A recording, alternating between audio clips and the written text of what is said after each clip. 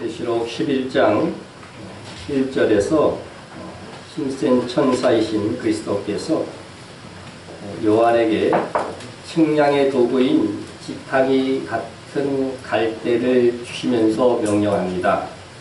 일어나서 하나님의 성전과 제단과 그 안에서 경배하는 자들을 측량하되 성전 바깥마당은 측량하지 말고 그냥 두라.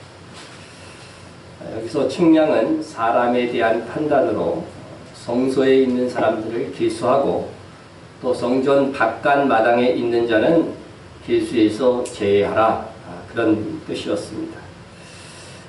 여기서 성소에서 계수되는 성도는 휴거대일자로 합격한 성도입니다.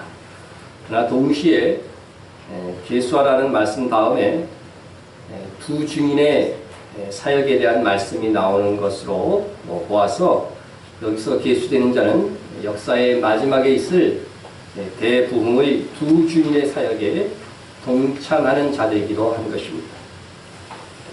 그러면 어떤 사람들이 성소에서 계수함을 받아서 역사의 마지막에 있을 최고 최후의 대부흥의 주역이 되는 성도일까 하는 것입니다. 성소는 성전 중에서 하나님께서 임재하고 있는 임재의 상징인 지성소에 가장 가까이 있는 부분을 가리킵니다. 그래서 성소에서 발견된다고 하는 것은 하나님과의 관계가 아주 깊고 충성도가 높은 그런 성도일 것입니다. 성전 바깥마당은 성전에 속하긴 하지만 외곽지역이요. 외곽지역. 그래서 외곽지역이므로 믿음을 가졌으나 성숙한 믿음의 용사의 수준까지는 이르지 못한 자들을 가리키는 것입니다. 그러므로 여기서 측량한다고 하는 것은 하나님께서 최후의 이 용사들을 선별하는 과정에서 그 충성된 자들을 찾아서 따로 세우는 것이다, 이렇게 보아야 할 것입니다. 그래서 마지막 시대의 성도도 또 교회별로도 이렇게 조금 나누어질 것이다, 저는 그렇게 생각을 합니다. 그래서 성도들도 자기 성향을 따라서 이렇게 다니는 교회들도 이렇게 결정이 될 것인데, 하나님께서 또한 충성된 자들을 이렇게 모아서 그 교회들을 통해서 마지막 시대의 대부흥을 일으키는 그런 귀한 사역자들로 삼으실 것이다 생각이 됩니다. 이미 율법에도 이러한 이 선별의 과정, 이것들도 계시가 되어져 있는데, 적군과 싸울 때에 이 백성들을 이렇게 모집하고 또 그들을 다 군사로 데리고 나가서 싸워라, 이렇게 말씀하고 있지 않습니다. 그래서 최종적으로 이 군사를 걸러내는 과정이 있는데, 책임자들은 또 백성에게 말하여 이르기를 두려워서 마음이 허약한 자가 있느냐, 그런 집으로 돌아갈지니 그의 형제들의 마음도 그의 마음과 같이 낙심될까 하노라 하고 백성에게 이르기를 마친 후에 군대의 지휘관을 세워 무리를 거느리게 할지니라. 두려워하는 자는 최종 군대의 숫자에 들지 못하도록 하나님께서 하셨습니다. 두려워하면은요, 자기의 두려움을 감추기 위해서 자꾸 그 공동체 안에서요 불평하게 돼요. 예? 정말 진리를 향해서 우리가 매진하는 그 일들에 집중하지 못하게 은근히 막 불평하는 거죠. 사실은 자기가 두려운 건데, 예? 자기가 하지 못하는 일들을 교회가 막 이렇게 추진하려고 하면 자꾸 불평하고 불만해서 자기가 하지 않는 것들을 정당화시키려고 하는 그런 기질들이 있다는 거죠. 이 두려움은 그렇게 누룩과 같이 막 번지는 것이기 때문에 두려워하는 자는 주의 용사가 될 수 없다고 하는 것입니다. 하나님은 두려워하는 자를 절대 사용하지 않겠다고 율법에 아예 정해놨습니다. 두려워 떠는 자는 그러나 그들도 역시 하나님의 백성인 것은 틀림이 없습니다. 그러나 군사로는 사용될 수 없다는 것입니다. 실제로 이런 율법이 적용된 사례가 있지요. 언제지요? 기드온의 300명 용사가 선별되는 과정이었습니다. 기드온이 이제 나팔을 불어서 군사를 모집합니다. 이 사사시대에는요, 별도의 정규군이 없어요. 적이 침입해보면 그냥 나팔을 불면 자진해서 헌신하는 거예요, 그냥. 목숨을 걸고 헌신하는 거란 말이죠. 근데 이렇게 기드온이 나팔을 부니까, 사사가 나팔을 부니까 몇 명이 모였냐면 32,000명이 모였습니다. 그렇게 나온 사람이 32,000명인데, 그러나 하나님은 기드온에게 이렇게 말씀하십니다. 너를 따르는 백성이 너무 많은즉 내가 그들의 손에 미디안 사람들을 넘겨주지 아니하리니 이는 이스라엘이 나를 거스러 스스로 자랑하기를 내 손이 나를 구원하였다 할까 함이니라. 참 하나님도 하실 수 있을지 몰라요. 그죠? 싸우고자 나온, 헌신하고자 나온 숫자가 너무 많으니까 내가 너희들 이기게 해주지 않겠다는 거죠. 하나님이 가장 싫어하는 것이 뭐냐면요. 하나님의 승리를 사람이 내 힘으로 다 이룬 거야. 이렇게 착각하는 것을, 하나님의 영광을 인간이 가로채는 것들을 가장 싫어하신단 말이죠. 오늘날 구원에 대해서도 마찬가지예요. 제가 왜 믿음으로 구원하고 은혜를 강조하느냐 하면요. 사람의 행위로서 구원을 받는다고 자꾸 이렇게 강조해버리면요. 이게 하나님의 은혜를 가로채는 거거든요. 하나님의 영광을 가로채는 것이거든요. 이게 하나님이 가장 싫어하는 분야라고 하는 거죠. 그런데 오늘날 교회들 속에서 그런 것들이 팽배해져 있다는 것은 참으로 안타깝게 그지없다는 것이죠.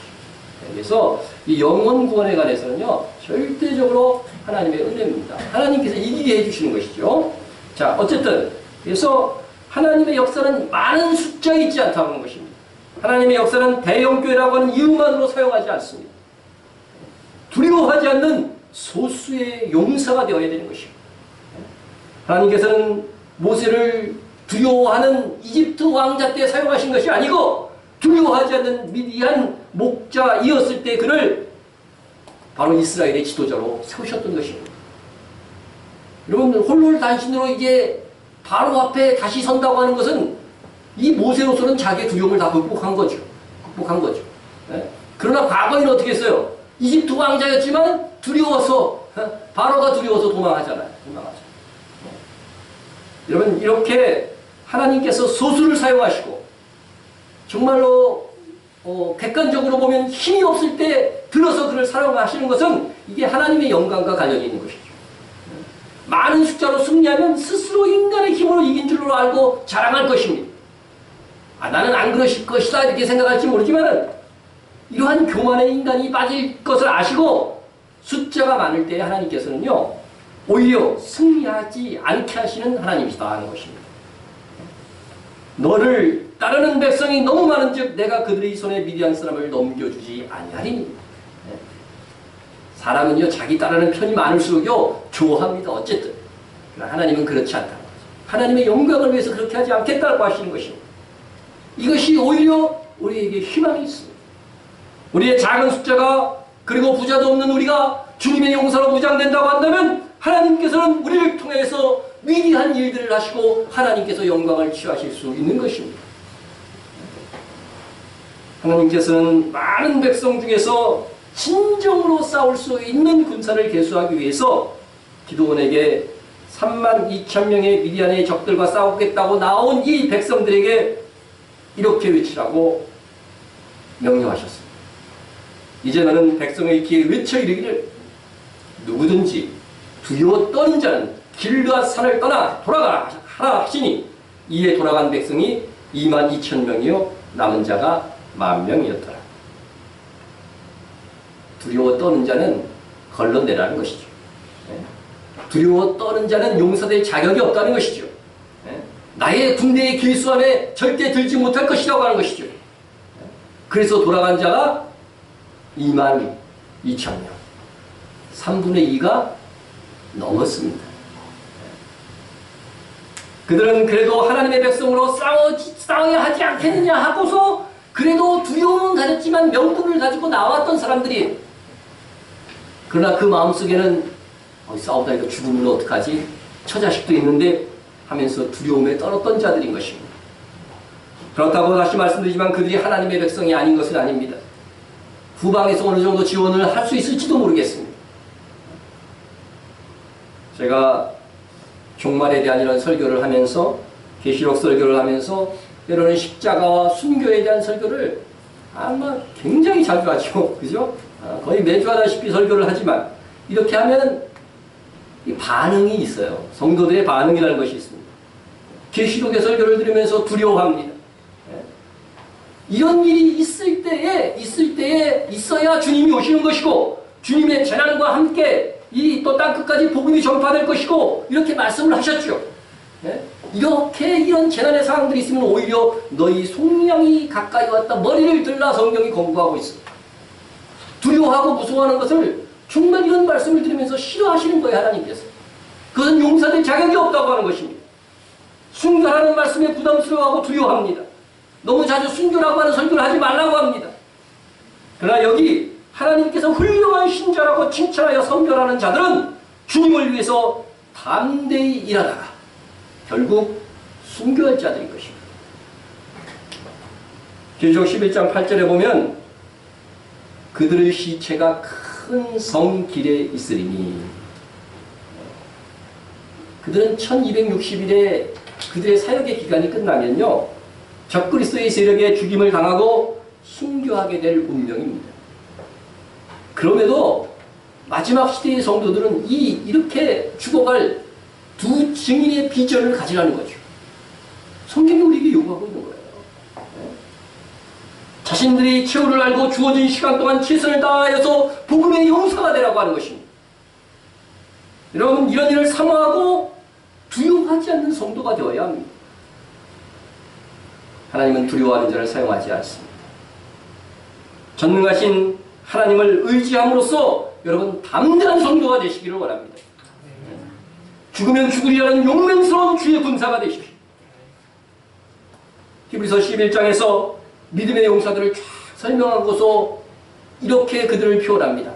이런 사람은 세상이 감당하지 못합니다. 내가 믿음을 통해서 영광이 오든 내가 말할 수 없는 고난이 오든 상관이 없다는 거죠. 믿음으로 저천성을 향해서 행군하겠다는 것입니다. 그런 사람들은요 세상이 감당할 수가 없다는 거죠. 그럼 우리가 성소에서 측량되는 성도가 많을까? 바깥마당에서 측량되지 못하는 성도가 많을까? 그것에 대해서 한번 생각해 보고자 합니다.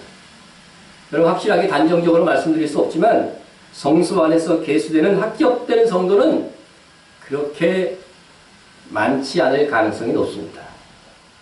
그것은 측량되는 성소의 크기와 바깥마당의 크기를 비교하면서 찾아볼 수 있습니다. 에스겔이 본 성전에서 그 성소에 해당하는 부분의 크기는 이렇습니다. 그 성소를 측량하니 길이는 40척이요. 그 너비는 20척이요. 이렇게 되어 있습니다. 40 곱하기 20이면은 넓이는 800평방척인데 이것을 우리가 쓰는 단위 우리가 평을 제일 많이 쓰죠. 그죠? 제일 익숙하죠. 그래서 약 69평 됩니다. 69평에 몇 명 들어갈 수 있을까요? 꼭 거기서 여기 상징이기 때문에 이게 뭐 몇 명 들어가나 그것을 이제 얘기하는 것은 아니지만 비교함으로써 어느 쪽에 숫자가 많을 것인가를 우리가 생각해 볼 수 있다는 것이죠. 그래서 요한에게 측량하라고 하는 이 성전은 이 성소, 나오스라고 하는 원어에서 부분이기 때문에 크기가 이 정도밖에 안 되죠. 69평밖에 안 돼요. 그런데 그에 비해서 바깥마당은 훨씬 더 넓습니다. 그림에서 보는 것보다도 실제로는 훨씬 더 넓어요. 한번 성경을 보면 에스겔 성전을 비교해서 이렇게 말씀을 드리는 것입니다. 그가 이같이 그 사방을 측량하니 그 사방의 담 안마당의 길이가 500척이며 너비가 500척이라 그 담은 거룩한 것과 속된 것을 구별하는 것입니다. 그러니까 우리가 크기를 설명하기 전에 여기서 보면 이 바깥 마당에 담이 있죠. 담.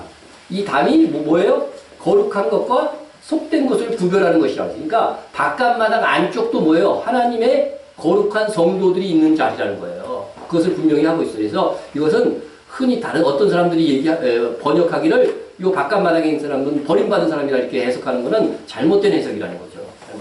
여기서 분명히 이 담 안에, 바깥 마당도 담 안에 있는 거예요. 거룩한 부분의 안에 있는 것이죠. 자, 그런데 그 길이가 500척 곱하기 500척이니까 500 곱하기 500은 25만 평인가요? 2만 평방척에서 되는데, 그러나 여기 척이라고 하는 거는요, 이 부분에 있어서는요, 한글 성경의 오역입니다.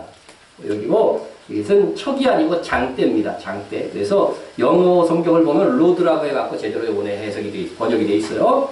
그래서 한 장대는 이미 우리가 배웠어요. 배웠지만 까먹었겠지만 하여간 그 한 장대는 척보다 어느 정도 길이가 더 긴 거냐면 6배나 더 긴 거예요. 6배나 더 깁니다. 그래서 곱하기 6을 해야 됩니다. 그래서 에스겔 환상 속에서 본 성전의 규모는 엄청난 것인데, 우리나라 평 단위로 제가 환산을 해서 계산을 해보니까 무려 77만 평이에요. 그러니까 69평과 77만 평의 비교인데, 물론 바깥 마당이 77만 평은 아닌데 그 안에 있는 안뜰이나 그런 부분들은 제외해야죠. 그 제외하더라도요, 거의 수백 배 내지 거의 1000배, 1000배 정도의 크기의 이 차이가 있어요. 차이가 있어요. 그러니까 만약 이 주님이 다스린 천년 왕국에서 이와 같은 성전이 선다고 한다면 정말 무지무지하게 많은 사람들이 바깥 마당에 설 수 있는 거죠. 설 수 있는 것입니다. 우리가 추측할 수 있는 것은, 그래서 바깥 마당에 비해서 성소의 면적은 너무나도 지극히 작다는 점에서 성소에 있는 자로 계수되어서 마지막 시대의 이 대붕의 주역이 되고 또 휴거의 성도가 될 수 있는 자로 계수될 자는 아주 적을 것이다. 아주 적을 것이다. 우리가 예상해 볼 수 있다고 하는 것입니다. 물론 이것은 단순한 면적을 비교해서 추측하는 것이기 때문에 제 추측이 틀릴 수도 있어요. 틀릴 수도 있지만 또 한편으로는 틀렸으면 좋겠어요. 틀렸으면 좋을 정도인데, 하지만 단순히 면적 비교를 통해서 보면 바깥 마당에 속해서 적그리스도와 그의 백성들에게 집합빌 성도가 훨씬 더 많다. 그리고 두 증인의 대열에 참여해서 정말 복음을 위해서 마지막 자기를 불태울 수 있는 용사들은 수수다 하는 것으로 면적을 통해서 보면 그렇게 해석할 수 있다 하는 것입니다. 자, 그러면 숫자가 적을 거니까 포기할 겁니까? 설사 그러할지라도 우리가 성소에서 계수될 수 있는 신자가 되기를 위해서 지금부터 뭐예요? 자기를 다듬고 훈련하고 경건에 정말 훈련을 계속해서 나가야 하는 것이죠. 여러분, 차라리 숫자가 더 소수라고 한다면 우리가요 더 도전적인 자세를 가져야 됩니다. 요즘 공무원 시험 경쟁률이요, 속된 말로 장난이 아니다. 그러죠? 2015년 구급 교육 행정 분야의 경쟁률을 제가 검색을 해서 찾아봤더니요, 제가 안 해놨군요. 무려 734.3대 1이에요. 734대 1. 이게 보니까요, 이 경쟁률이 성전 바닥마당과 성소 크기의 이 비율과도 얼추 비슷하더라고요. 그러니까 여러분, 공무원 경쟁률이 그렇게 높다고 해가지고서 사람들이 포기합니까? 포기하지 않으니까 어떻게 돼요? 시험 원서까지 낸 거 아니에요, 그죠? 그렇게 열심히 공부한 거잖아요, 그죠? 여러분, 구급 공무원이 되기 위해서도 그렇게 열심히 노력하는데 하물며 최고의 상급이 달린 이 두 증인의 용사가 되기 위해서 우리가 마땅히 노력하고 준비해야 되지 않을까 하는 것입니다. 이 노력은요, 상대평가가 아니에요. 상대평가가 아니에요. 아무리 노력해도 몇 명만 뽑히는 그런 경쟁률이 있는 것이 아니고, 정말 충성되고 거룩하여 하나님께 가까이 있는 성도라고 한다면 누구나 합격할 수 있습니다. 그러니까 두 증인의 대회에 참여하는 교회의 숫자가 적더라도 오히려 우리는요 더 도전적인 자세로 여기에 드는 교회가 되도록 힘씁시다. 그것이 정말 주님을 기쁘시게 하는 것이고, 또한 여러분의 하늘의 영광을 쟁취하는 길이기도 한 것입니다. 자, 대부흥의 이 주역이 이 두 증인의 대회에 참여할 자들이 적을 수 있다고 하는 것은 기드온의 예에서도 나타납니다. 기드온이 모집한 군사가 전체가 32,000명이었다 그랬지, 제일 처음에. 그것이 이제 두려워 떠는 자는 집으로 가라 그랬더니 몇 명이 집으로 갔다 했어요? 금방 얘기했었는데 잊어먹지 않았겠죠? 22,000명이 집으로 갔으니까 몇 명 남았어요? 10,000명이 남았어요. 그런데 하나님께서는 10,000명도 많다. 그래서 그들을 최종 군사로 계수하기 위해서 마지막 남아있는 시험이 있었습니다. 하나님께서는 10,000명의 군사를 하롯셈이라고 하는 그것으로서 물가로 인도하시고 그것에서 물을 마시게 하셨습니다. 물을 마시게 하셨어요. 자, 그래서 하나님께서 이렇게 물을 마시게 하시고서 물을 마실 때에 아마 훈련을 하고 마셨던 것 같아요. 그러니까 굉장히 갈증이 있죠. 그런데 목이 마르니까 어떻게 돼요? 그냥 입을 대고서 막 마시는 거. 남자들 또 과격하게 그렇게 마시는 인간들 꼭 있어요. 그죠? 그렇게 마시는 사람들이 거의 줄이었어요. 너무 목이 말랐으니까. 그럼에도 불구하고 어떻게 해요? 어떤 사람들은 손에 물을 이렇게 담아서 네, 마셨다는 것입니다. 네. 말씀을 보면, 네, 그런데 이제 그 말씀을 보면요, 손에 움켜 입에 대고 핥는 자의 수는 300명이라고 했는데, 이게 여러분, 최종의 이 군사로 이렇게 선정된 이 사람들이 단순히 손으로 움켜서 물을 이렇게 좀 예의 바르게 먹었다고 하나님의 용사로 선택된 것일까 하는 거죠. 네? 그렇기는 좀 그렇잖아요. 그죠? 네? 네? 그런데 우리가 여기에서 잘 살펴볼 수 있는 것은 이 하롯셈은요, 미디안 진영의 모래산 골짜기에 있었다고 했어요. 그래서 저는 이 하롯셈이 있는데도 가봤어요. 그 세미에서도 가봤는데, 정말 이 미디안이 진치고 있었다가는 모래산 골짜기가 그냥 개방돼서 잘 보여요. 그러니까 어떻게 돼요? 이곳에서 지금 물을 마시고 있을 때는 어떤 것이에요, 지금 상황이? 적군에 완전히 개방되고 노출되어 있는 거예요. 그래서 적군이 화살을 쏠 수도 있고, 그죠? 기습을 하라고 올 수도 있는 그런 상황이란 말이죠. 그런 상황 속에서 물을 마시게 한 거예요. 그러니까 이렇게 손으로 물을 마셨다는 사람들은 전방을 어떻게 한 거예요? 주시하면서 혹시 모를 기습에 대비하면서 그렇게 물을 마셨다고 하는 것이죠. 예? 그래서 여러분, 주의 군사는 두려워하지 않을 뿐만 아니라도 또 언제나 세심한 대비가 되어져 있는 사람이어야 된다는 것이죠. 예. 그래서 주께서 쓰시겠다 하시면 무조건 담대하게 뛰쳐나가는 그런 용맹성도 있어야 되지만 동시에 늘 경성하고 훈련된 자기의 군사로서의 자세를 가지고 있어야 된다는 것이죠. 그래서 여러분, 이런 경성함이 없으면, 준비되지 않으면 이것이 최종 계수함에 들 수 없다고 하는 것입니다. 그래서 우리는 아무리 적은 수가 2 증인의 용사가 된다고 할지라도 그 자리에 서기를 위해서 준비해야 됩니다. 첫째는 두려워하지 말자. 두려워하지 말자. 복음을 위하여 하나님께서 우리를 부르실 때에 두려워하지 말자는 것이죠. 두 번째는 하나님께서 언제든지 나를 사용할 수 있도록 항상 경성하면서 깨어 있어야 된다는 거죠. 깨어 있어야, 평상시에 깨어 있어야 된다. 깨어 기도하는 성도가 되어야 한다고 하는 것입니다. 자, 그래서 우리가 계수함에 들기 위한 2가지를 여러분에게 말씀을 드렸습니다. 자, 다음으로 간단하게 또 2 증인의 사역이 무엇인가를 한번 살펴보고자 합니다. 이 2 증인에게는 다른 명칭, 다른 이름이 있다고 그랬죠. 성경에서 이름은 그 사람의 속성을 가르쳐주는 것이죠. 그래서 2 감람나무, 그죠? 2 감람나무, 2 촛대, 2 선지자라고 하는 이름이 있었습니다. 2 감람나무는 스가랴서의 의미로서 성전 건축의 역사를 이루는 정치적인 지도자, 스룹바벨과 종교적 지도자 여호수아를 가리키는 말이었습니다. 그래서 성전 건축의 의미는 오늘날 뭐예요? 신약성경으로 넘어오면 분명히 복음을 전하는 것으로 이렇게 설명이 됩니다. 그래서 이것 역시도 땅 끝까지 복음을 전하는 이 2 감람나무의 사역을 말하는 것이죠. 또 2 촛대는 우리가 이미 살펴본 대로 이스라엘 교회와 이방인 교회. 우리 계시록에도 분명히 촛대는 뭐를 가리킨다고 했어요? 교회를 가리키는 언어로 분명히 나왔고, 스가랴서에서는 이스라엘을 가리키는 상징으로 나타났어요. 그래서 구약에서는 1개의 촛대였지만 우리 신약에서는 2개의 촛대가 나타나는 것은 그것이 바로 이방인 교회와 이스라엘 교회가 땅 끝까지 복음을 전하는 그런 일을 감당하는 교회를 의미하는 것입니다. 그래서 2 촛대는 2개의 교회다 이렇게 볼 수 있습니다. 또 2 선지자라고 하는 이름은, 선지자는 뭐예요? 다른 말로 하면 예언자지. 예언하는 사역을 하는 거죠. 예언하는 사역. 그래서 이 역시 복음을 전하는 것이나 미래에 곧 되어질 일, 곧 휴거라든가 또 적그리스도의 정치라든가 이런 것들에 대해서 주로 증언하는, 예언하는 사역들을 하게 될 것입니다.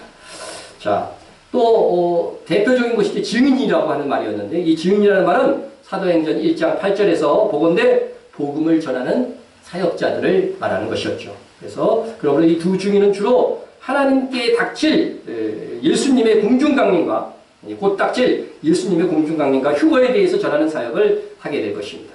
그래서 그러나 이제 두 증인이라는 말을 항상 여러분이 들으시면서 오해하지 말아야 할 것은 딱 두 명이다 이렇게 얘기하는 게 아니에요. 그죠? 그래서 스가랴서의 두 감람나무 뒤에는 수많은 백성이 있었듯이 이 두 증인 속에는 여러 그죠? 교회들과 여러 성도들이 함께하여서 이 대부흥을 이루게 될 것이다 하는 것입니다.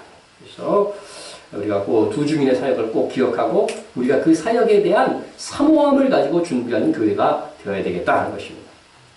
자, 이때에 이제 두 증인의 시대에 대부흥이 일어나게 될 것입니다. 세상이 보기에는 그리고 타락한 교회가 보기에는 뭐 부흥이 아닐 수도 있습니다. 뭐 비난할 수도 있습니다. 그러나 진실로 믿고 죽음조차 두려워하지 않는 성도들이 일어나게 될 것입니다. 이것이 진정한 부흥입니다. 그러나 숫자에 의해서도 이때에 상당한 부흥이 일어날 것이라고 생각이 됩니다. 왜냐하면 성령께서 강림하시고 이어지는 사도시대에 숫자적으로 상당히 부흥을 했거든요. 부흥을 했어요. 그래서 이러한 큰 부흥은 이미 구약성경 요엘서에서 예언한 바 있습니다. 사도행전 2장을 보시면은요, 오순절, 우리에게는 성령 강림절 이렇게 부르죠. 성령 강림절.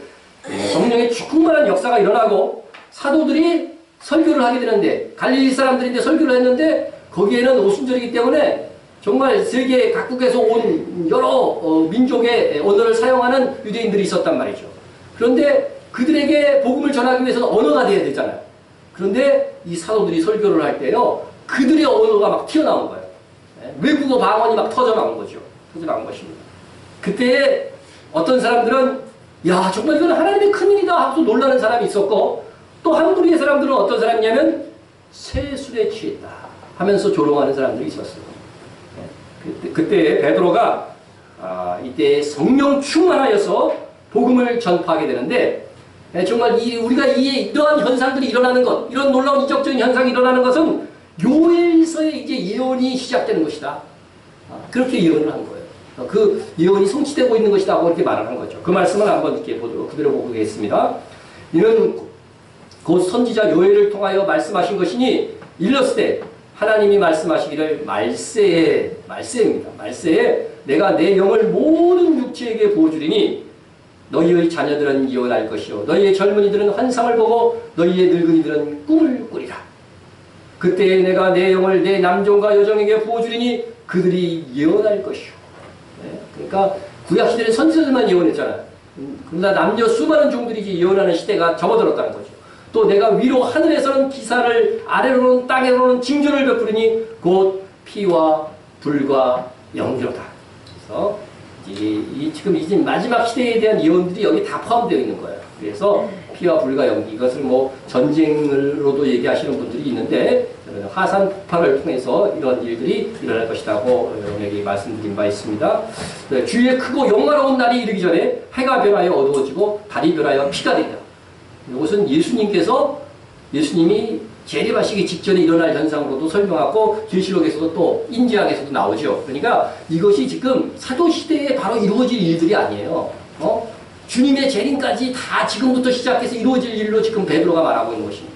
그래서 최종적으로 얘기한 것이 뭐예요? 누구든지 주의 이름을 부르는 자는 구원을 받으리라.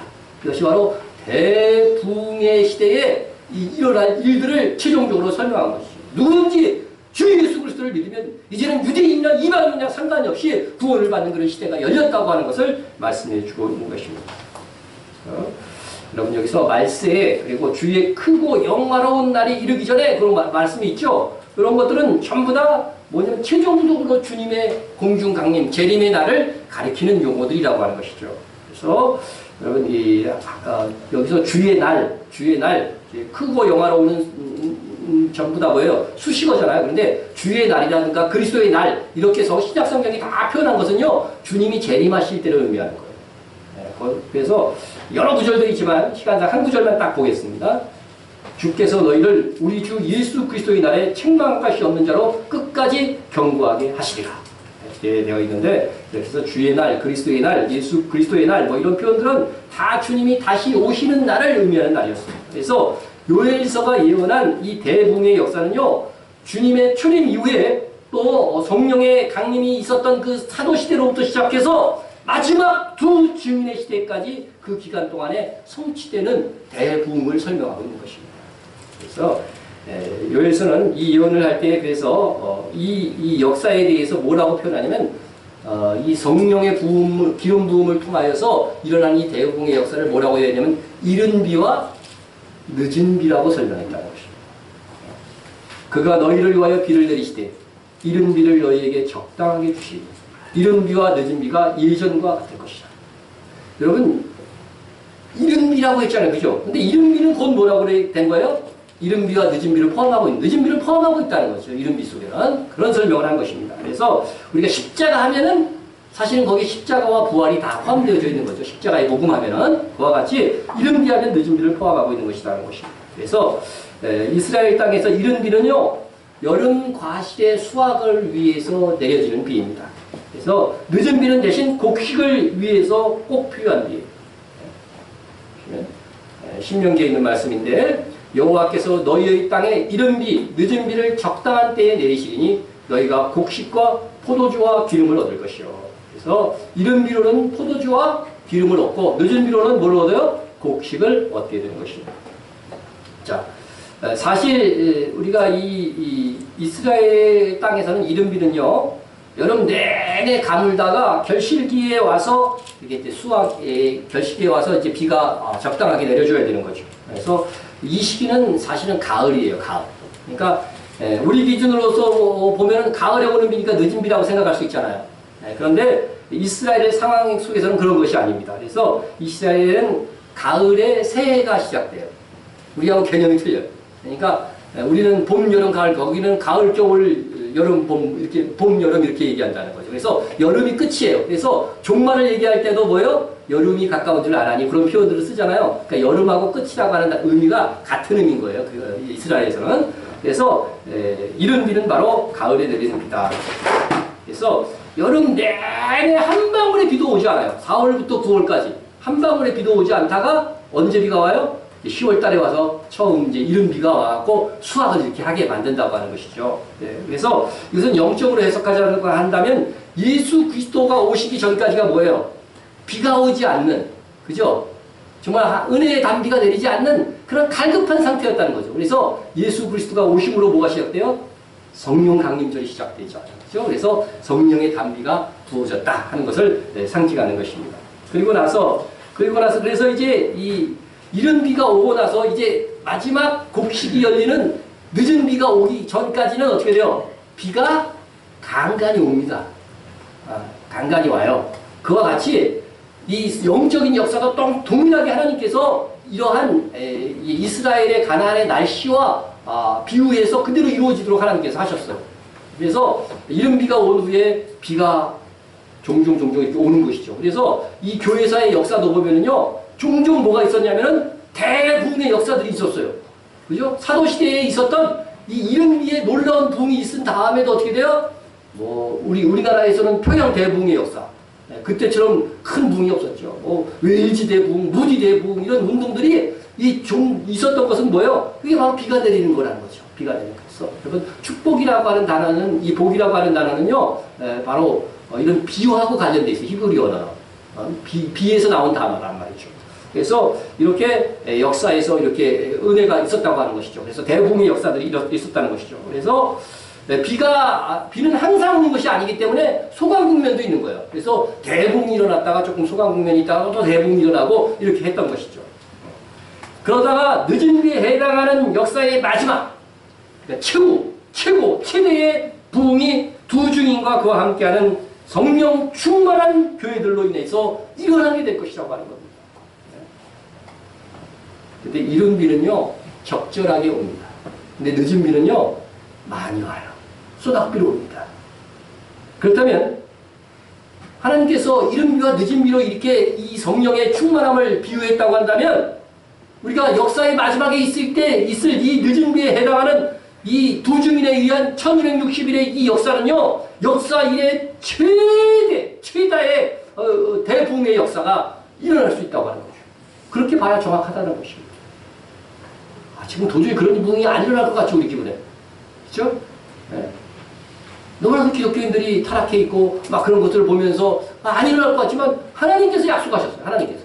약속하셔서 너희들 지금 깨어있는 성도들은 뭐예요? 그때에 이 두 증인의 대열에 참여할 수 있도록 너희들이 준비해야 된다고 하는 것이죠. 그래서 이것을 깨달은 성도들은요, 요한계시록을 이것을 알고서 설교하는 설교자는 대부분 이 두 증인이 이 사역에 가장 포인트를 맞추고 설교를 시키도록 합니다.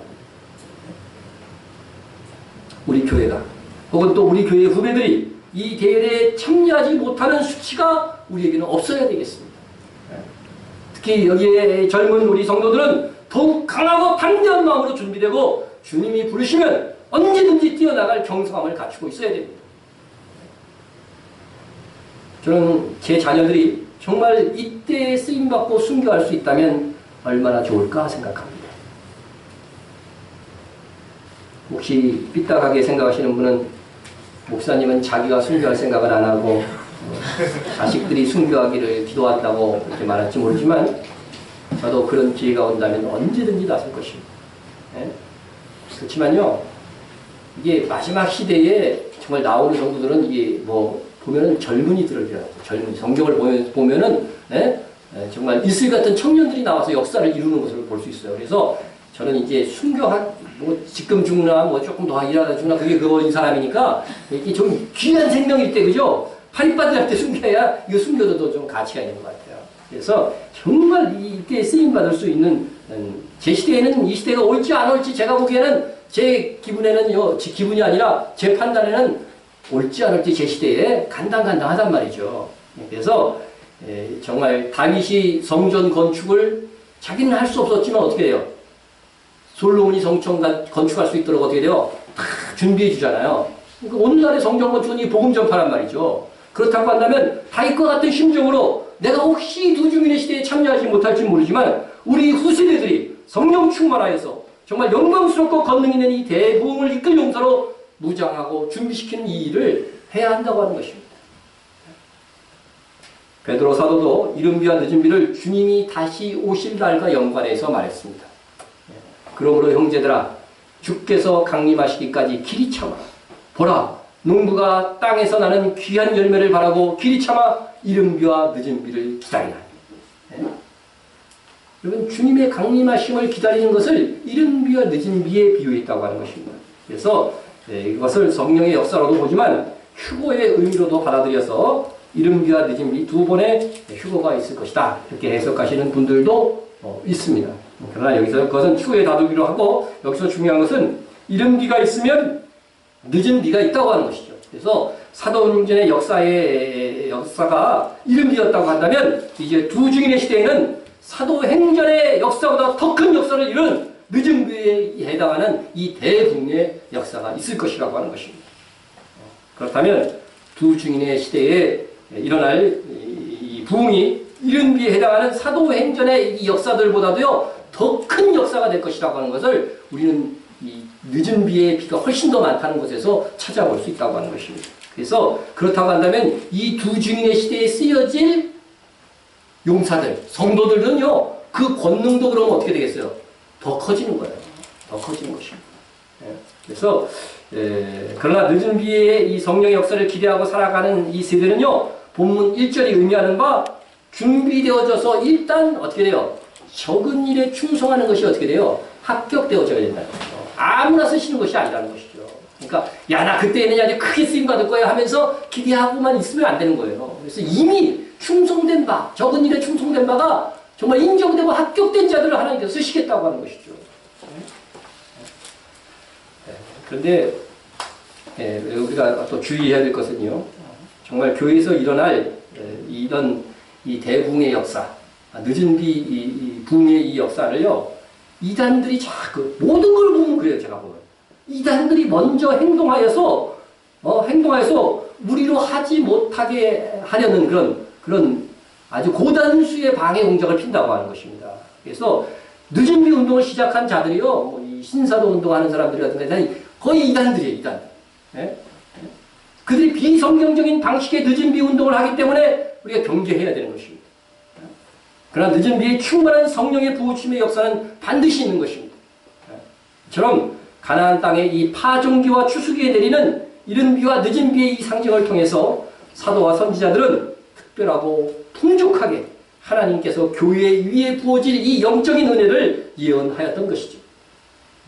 그래서 종말에는 늦은 비, 더 크고 풍성한 성령의 임재가 참 교회에 함께할 것이고 참 성도들에게 임할 것입니다. 그래서 우리가 그것을 기대하면서 준비해가는 성도가 되는 것이 정말 이 시대를 지혜롭게 준비하고 있는 것이다 하는 것입니다. 자, 그래서 성령의 부어주심은 늦은 비가 내리는 것으로 비유되었다. 그리고 이에 더해진 능력을 받기 위해서 그리스도인들은 늦은 비가 내려지는 그때에 추수하는 주인에게 탄원을 올려요. 우리가 그 시기가 가까이 왔음을 분별하는 성도들은요, 그때 능력 있기를 구해야 한다고 하는 것입니다. 우리 다니엘서와 더불어서 구약의 또 하나의 계시록이라고 불리는 스가랴서 우리가 배웠죠. 스가랴서에 보면은 이때에 대해서 말씀하고 있습니다. 봄비가 올 때, 봄비는 우리에게는 이른 비지만 이스라엘에서 늦은 비라고 그랬죠. 봄비가 올 때에 여호와 곧 구름을 일게 하시는 여호와께 비를 구하라. 무리에게 소낙비를 내려서 밭에 채소를 각 사람에게 주시라. 그래서 영적 추수를 비유하여서 하신 말씀입니다. 그래서 봄비가 올 때, 그래서 이것은 달리 말하면 늦은 비가 올 때. 그래서 여러분 봄비는요, 그 땅에 사는 사람들이라고 한다면은 그 시기에 뭐가요? 늦은 비가 있다고 하는 것을 누구나 알아요. 그 시기에 따라서 오는 거니까, 계절에 따라서 오는 것이기 때문에. 그래서 영적으로 깨어있는 성도들은 아, 이제 늦은 비의 역사가 있을 때가 점점 가까이 오고 있구나. 그것을 영적으로 깨어있는 성도들은 알게 된다는 것이죠. 또 그런 말씀들을 듣게 된다고 하는 것이죠. 그래서 우리가 두 증인의 시대가 다가옴을 우리가 분별하고 우리가 성령의 충만함을 구한다면 우리는 성령의 선악비를 받아서 밭의 채소, 곧 많은 영혼을 구원하는 놀라운 역사를 감당하는 그런 교회가 될 것이라고 하는 것입니다. 우리는 이 두 증인의 시대가 다가옴을 바라보고 간절히 사모하고 성령 충만함을 우리가 간구해야 할 것입니다. 그러므로 우리가 여호와를 알자. 힘써 여호와를 알자. 그의 나타나시면 새벽빛같이 어김없이 어김이 없나니 비와 같이 땅을 적시는 늦은 비와 같이 우리에게 임하시느니라. 그렇습니다. 여호와를 알자는 것은 뭐예요? 하나님과의 교제가 더욱더 그죠? 친밀해지는 것을 의미하잖아요. 그와 같이 우리가 경건의 삶을 통해서 주와 깊은 교제를 한다고 한다면 이 두 증인의 시대에 늦은 비, 성령의 충만한 권능이 우리에게 임하게 될 것이라고 하는 것입니다. 자, 그러면 이제 두 증인의 시대에 주의 성도들이 놀라운 권능을 입는다고 그랬는데 어느 정도가 되느냐? 그것을 앞으로 살펴보도록 하겠습니다. 그 권능이 어떠할 것은 이 오순절 성령 강림절 이후로 사도들과 남녀 종들에게 주어졌던 권세를 보면은 우리가 알 수 있겠죠. 하지만 두 증인 시기에 우리는 그보다 더 큰 권세가 주어지게 될 것입니다. 오늘 본문에서 두 증인이 행하는 권능을 보시면 그때 주어질 권세가 얼마나 대단할지를 알 수가 있습니다. 먼저 우리 5절을 한번 보겠습니다. 5절. 만일 누구든지 그들을 해하고자 하면 그들의 입에서 불이 나와서 그들의 원수를 삼켜버릴 것이요. 누구든지 그들을 해하고자 하면 반드시 그와 같이 죽임을 당하리라. 사도시대에 하나님께서 복음을 전하는 사도들과 종들을 보호하셨죠. 보호하셨습니다. 그러나 많은 또한 주의 종들이 복음을 전하다가 어떻게 됐어요? 죽었어요. 중간에서 죽었어요. 여러분 예수님의 3대 제자라고 하는 야고보 사도가 언제 죽었어요? 사도행전의 역사가 시작되자마자 죽었어요. 순교했단 말이죠. 순교했단 말이죠. 그런 경우는 어떻게 돼요? 보호하심을 받지 못한 거죠. 보호하심. 그리고 또 바울조차도요. 바울조차도 복음을 전하면서 돌로 맞고 태장으로 맞고 그죠? 감옥에 투옥되고 얼마나 그 고통 속에서 복음을 전해야 됐습니까? 그러나 두 증인 시대의 남녀 종들에게는 그때와도 상상할 수 없는 놀라운 능력 속에서 복음을 전하는데 누구든지 그들을 해하고자 하면 그들의 입에서 불이 나와서 그들의 원수를 삼켜버릴 것이요. 예? 누구든지 그들을 해하고자 하면 반드시 그와 같이 죽임을 당하리라. 이 두 증인에게 놀라운 권세가 주어질 거기 때문에 실제로 입에서 불이 나오는 것인지, 예, 뭐 그럴 가능성도 우리가 배제할 수는 없어요. 아니면 두 증인이 말하는 대로 원수들에게 막 심판이 그대로 이루어지기 때문에 입에서 불이 나온다고 이렇게 말한 건지, 뭐 어떠한 경우든 상관없습니다. 이건 역사 이래 초유의 건강을 해하는 복음의 사역자들이 될 것이 틀림이 없습니다. 두 증인의 시대에는 그리스도의 증인들을 대적하는 세력들은 그가 누구인지에 상관없이 대적하는 만큼 그도 당하게 될 것이라고 하는 것입니다. 여러분, 진리를 전할수록요, 사탄도요, 그 사탄의 대적도 상당할 것입니다. 이때에는요, 이미 적그리스도가 등장한 시기입니다. 그러니까 두 증인은요, 적그리스도의 정체에 대해서도 막 선포하고 다닐 거예요.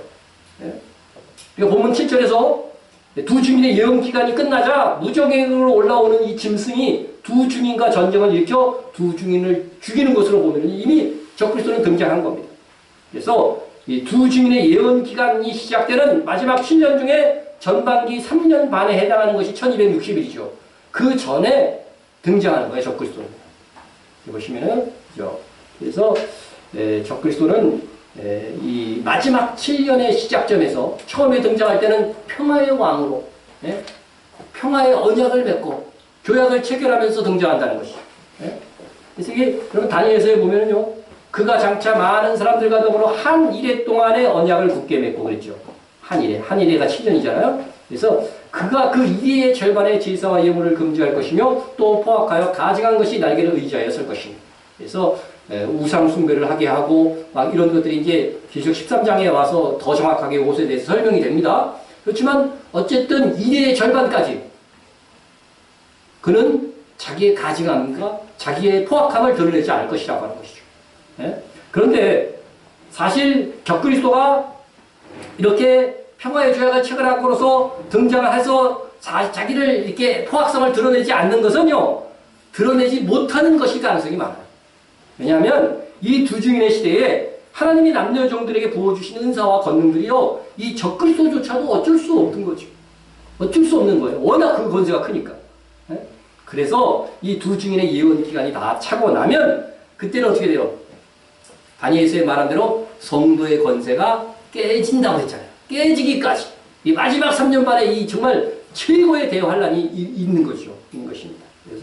그래서 마지막 그 42달에 그리스도인들의 이 권세가 깨지고 이방인에게 짓밟히는 그런 기간들이죠. 그래서 이때 적그리스도의 본색이 드러나게 되는데 그 시도탄이 바로 두 증인을 죽이는 사건으로 시작된다는 것이죠. 그래서 이 두 증인이 죽이는 것이 대표만 죽이는 것인지 두 증인에 대해 참여한 상당수의 남녀 종들까지 죽는 것인지 그건 확실하게 모르겠어요. 그러나 아마 대표가 죽는다고 한다면 그 밑에 있는 성도들도 많이 죽을 것이다 생각이 됩니다.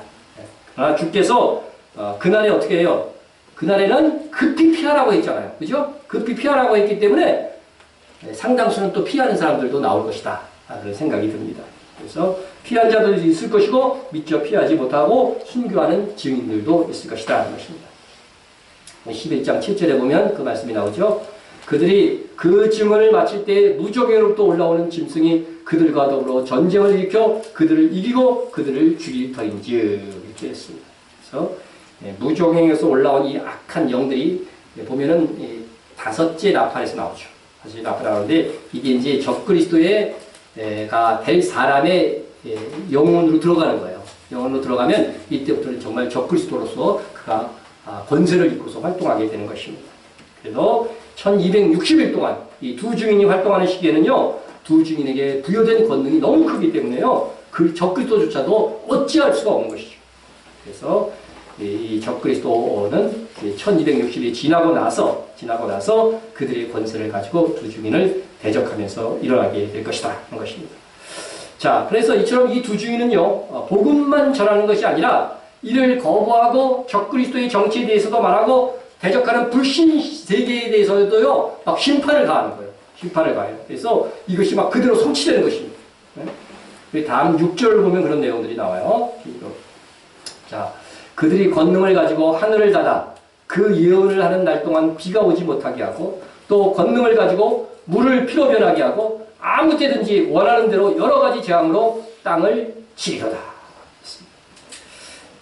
이 예언하는 기간이 1260일이니까 3년 반이잖아요. 그래서 구약 성경에 3년 반 동안 비가 오지 않게 했던 선지자가 누구? 엘리야죠. 엘리야. 그래서 이 엘리야와 같이 이 아합 왕의 시대에 정말 이스라엘이 가장 하나님을 대적했고 그런 시대잖아요. 그때의 그 시대를 이러한 그 엘리야의 예언을 통해서 하나님께서 그때 심판하셨듯이 이 두 선지자는 예언하면서 그런 심판을 한다는 것이죠. 그리고 그 다음에 물을 피로 변하게 했던 분이 누구죠? 구약 성경에 모세죠. 모세를 통해서 나일강을 딱 그 애국 왕과 그 시달리 보는 앞에서 딱 치니까요. 그 물이 뭐가 됐어요? 피가 됐어요. 최근 사진을 보니까요. 나일강을 찍은 사진이 있는데요. 나일강의 상당한 부분이 이미 붉은색으로 이렇게 나왔고 붉게 물들어 버렸어요. 무슨 징조인지 모르겠어요. 하여간 이러한 이적들 여러분이 여기서 보니까 여러 가지 재앙으로 땅을 치리라고 그랬잖아요. 이것은 이 구약에서 이 모세가 애국 땅에 일으켰던 이 재앙들이요 마지막 시대에 다시 한번 반복될 것을 말씀하는 거예요. 네? 그래서 그런 재앙들을 한번 우리가 간단하게 살펴보시면요 얼마나 엄청난 재앙들이 이 두 증인에 의해서 선포될 것이냐. 네? 그렇죠? 개구리 재앙이 있었죠. 개구리가 막요 밑에서부터 다 올라온 거예요. 네? 그러니까 여러분 밥 먹으려고 그러는데 개구리가 밥상으로 막 올라오고 그 개구리가 또 죽어서 그 악취가 나고 말이죠. 네. 세 번째는 이재앙입니다. 네. 젊은 세대는 이가 뭔지 잘 모르겠지만 네. 우리는 어렸을 때 이를 품고 살았어요. 네. 머리에도 몇 마리씩 있었어요. 늘 근지럽고 말이죠. 네. 이가 뭐 무수하게 막 이렇게 날리는 거죠. 네. 그 다음에 이 파리재앙. 네. 우리나라에 있는 파리와 좀 다른 종류긴 하지만 이 파리들이 들끓어거든요. 파리 한 마리만 방 안에 있어도 얼마나 신경 쓰이는데. 그 다음에 이 악질이 발견, 동물에게 이제 종기가 나고 막 이런 거죠. 그 다음에 독종, 사람에게 독한 종기들이 나가서 고통스러운 이런 것입니다. 그 다음에 일곱 번째는 우박. 우박만 내는 게 사실 아니에요. 불도 같이 양막 내렸습니다. 얼마나 그래도 애굽에서 하나님을 두려워하는 그들 신하들은요 자기 가축들을 미리 피했어요. 그래서 우박을 안 맞게 했죠. 우박이 떨어져서 동물들이 죽고 그런 곡식들이 완전히 회파가 되고 그랬죠. 그 다음에 메뚜기. 메뚜기가 나타나서 다 가져오는 거죠. 우리는 이거 잘 경험해보지 않아서 그렇지만 가끔 뉴스로는 많이 봤잖아요. 그냥 완전히 곡식을 초토화시키잖아요. 그 다음에 흑암지압입니다. 3일 동안. 우리가 어두워도 대충은 볼 수 있잖아요. 그죠? 밤에도. 그런데 이건 완전히 깜깜한 거예요. 그러니까 더듬어서 앞에 있는 사람도 이렇게 만질 정도의 그런 흑암이 3일 동안 있었어요. 그런 재앙들이 막 임할 것입니다. 자, 장자의 죽음, 그 다음에 애굽의 장자의 죽음도 이런 심판이 임할지도 모르겠어요. 이 두 증인의 시대에 세상을 향해서 이런 재앙의 일부만 우리 이스라엘 땅에 임했죠. 첫 번째, 두 번째만 세 번째부터는 임하지 않았다고. 그러니까 마지막 두 증인의 시대에도요 성도들은 구별될 것이라고 생각해요. 그래서 이러한 말할 수 없는 재앙들이요 이 두 증인에 의해서 일어난다고 합니다. 우리가 생각할 수 있는 것은 뭐예요? 애굽에서 이러한 재앙이 일어났을 때 애굽 사람들은 야 하나님이 최고다, 최고의 신이다고 하나님을 섬길 것 같잖아요. 그런데 안 섬기잖아요, 그렇죠? 떠나라고 하잖아요, 그냥 떠나라. 우리는 안 섬기고 니네는 떠나 이렇게 하잖아요. 그러니까 이 시기에도 여기 믿지 않는 이 악한 세력들은요 이런 재앙과 심판을 받으면서도 어떻게 돼요? 안 믿는 거예요. 괴롭힘만 당하고서 막 일을 가는 거죠. 일을 가는 거예요. 그래서 이 세력들에 의해서 괴롭힘을 당했기 때문에 우리 계시록 11장 10절에 보면 이런 말씀이 있습니다. 이 두 선지자가 땅에 사는 자들을 괴롭게 한 거라고. 그래서 계시록에서 잘 보면 땅에 사는 자들은 다 이 불신 세력을 의미하는 거예요. 그래서 이 땅에 사는 자를 믿지 않는 자들은요, 하나님이 은혜를 주시지 않는 자들은요, 그 고통 속에 괴로움만 받고 어떻게 돼요? 믿지는 않는 거예요. 그래서 아주 이 두 선지자가 죽었을 때는요, 너무 기뻐하는 거죠. 그래서 물론 우리가 두 증인은 적그리스도에 이제 죽을 것이지만 이 두 증인에 속한 남녀 종들도 권능은 행하지만 우리가 상당수는 또 순교하게 될 것이다. 그러나 그것은 패배가 아니라고 하는 것입니다. 예수님께서 십자가를 지신 것이 패배였습니까? 아니죠. 아니죠. 부활의 승리였듯이 두 증인의 순교는 찬란한 영광의 시작일 것입니다. 그래서 그것에 대한 말씀은요, 다음 주에 이어가도록 하고, 오늘 말씀을 통해서 우리가 두 증인에 속한 교회가 되고 또 두 증인에 속한 권능의 종들이 되기를 사모하면서 우리가 성령의 소낙비가 내리기를 사모해야 돼요. 지금부터 사모해야 돼요. 또한 언제라도 주님께서 나를 쓰신다고 한다면 나는 언제든지 나아가겠습니다. 기도원의 그 300명 용사처럼 항상 준비되고 경성하는 자세로 살아가고 있어야 된다는 것입니다.